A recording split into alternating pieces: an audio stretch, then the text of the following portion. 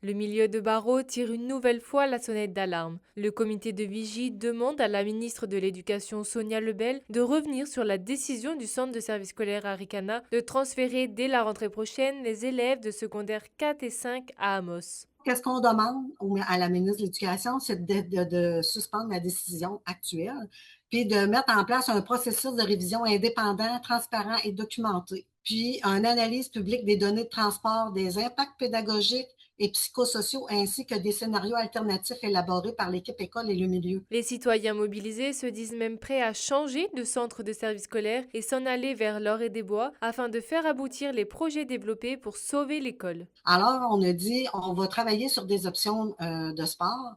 Puis, qu'est-ce qu'on a monté comme projet? C'est que tous les étudiants de secondaire 1 à secondaire 5 pouvaient soit choisir entre volleyball, hockey ou sport de glisse au Mont-Vidéo. Le comité a eu le soutien de plusieurs élus de la MRC Abitibi, dont le préfet et maire d'Amos, qui souhaitent avant tout préserver les services de proximité des petites municipalités comme Barreau. Puis nous, ce qu'on propose, c'est au moins un moratoire d'un an pour que les décisions soient bien prises. Les maires de la MRC, c'est simple, hein? On a toujours un petit peu peur de perdre nos institutions dans les ruralités. Les cœurs de village ont tendance à s'effriter avec les années, puis de perdre un établissement ou des niveaux scolaires, ben, c'est inquiétant.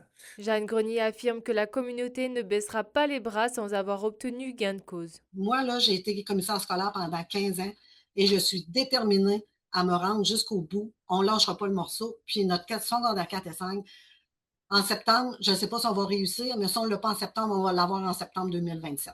Dans une déclaration écrite, le cabinet de la ministre de l'Éducation Sonia Lebel affirme qu'il a demandé que ses équipes prennent contact avec les gestionnaires responsables sur le terrain pour discuter de la situation. Charine Bakowski pour RNC Nouvelles.